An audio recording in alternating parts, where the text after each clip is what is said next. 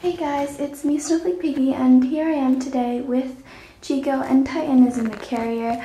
I literally just brought them out for playtime, so Titan hasn't even come out yet. And sorry about their weird carrier. I know it looks kind of weird. It's because they always move. Well, I get them out through their dust baths, except for Titan. I have to pick up Titan because he won't always go in the dust bath, even though he loves them once he's finally in it. So I just had to pick him up. But yeah, it always ends up backwards. So today I'm going to be doing a video on how to prepare for a chinchilla. So first I'm going to talk about what you have to do to make sure you are ready for a chinchilla. Then I'm going to talk about what you're going to need to get before you get a chinchilla. Yeah, I wrote down notes just so I remember what I want to say. And that's great. He just pooed on it. There's Titan, poking his head out. He's a lot shyer than Chico, and we're still working on him. But he's getting better. So, yeah, let's just get on with the video and first talk about what you have to do. I'm not going to go into deep detail about what you need to do, because a lot of it is just making sure you're ready for a chinchilla. And a lot of that is addressed in my Is a Chinchilla the Right Pet for You video. So if you want, I will put the link in the description box so you can go check that video out if you would like. But the first thing I'm going to talk about is make sure you do your research. So that's probably the most important thing. You want to make sure that you know everything there is to know about chinchillas. Well, as much as you can. You'll always learn more from experience, but you do want to make sure you do a lot of research. And if you have any questions, there are a lot of forums. There are YouTubers that do videos on chinchillas. You can shoot me a question and I'll do my best to answer it. But if you want to talk to a professional, you can make an appointment with a chinchilla vet, and I'm sure a lot of them will be happy to talk to you about chinchillas, answer your questions, and a lot of chinchilla rescues are of course open to answering any chinchilla questions you have. So another thing that's really important is to make sure chinchillas are legal where you live. Chinchillas are exotic animals, so they're not always legal everywhere, so make sure they are legal where you live. Oh, look, Titan came out.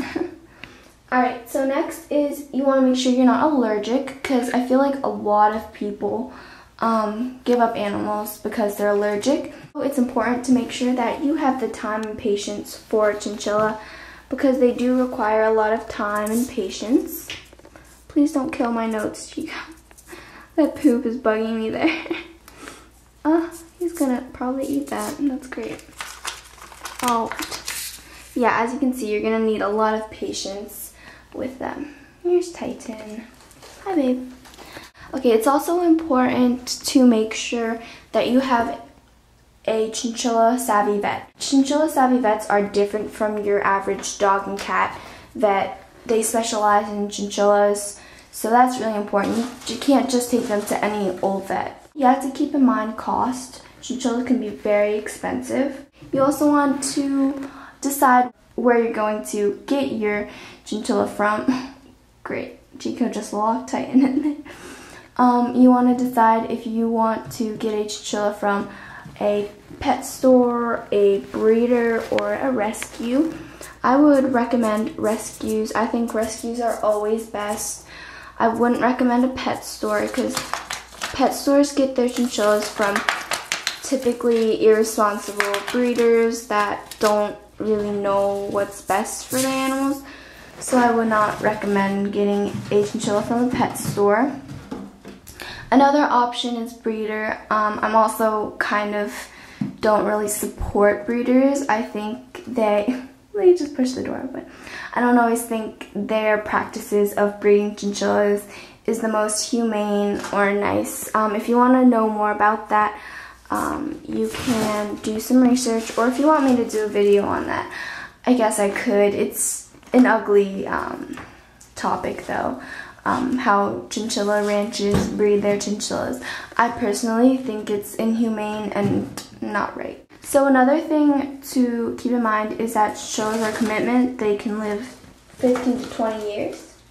Also, it's important to make sure that you have a C because chinchillas can get heat stroke very easily. So it's ideal to have your temperature around 70 degrees. And in order to regulate that temperature, it's helpful or necessary to have AC. You also want to not have false expectations. Chinchillas aren't always the cuddly animals that a lot of people think they are, and they do poop a lot. Also, you have to have a quiet place to house your chinchillas so they can sleep, because they are crepuscular, meaning they are most active during dawn and dusk. You also want to have a chinchilla-proof room for them to run around. You want to decide whether you're going to have 2 chinchillas or 1. And you also want to be careful with other animals you have. Make sure that they aren't a danger to each other. Once you've thought about all this and done all this, you want to start getting your supplies for your chinchillas. So you want to find a good cage, no plastic cages, or if you get a cage that has plastic in it, you want to make sure you cover it. The cage that I have is the Midwest Critter Nation Model 162.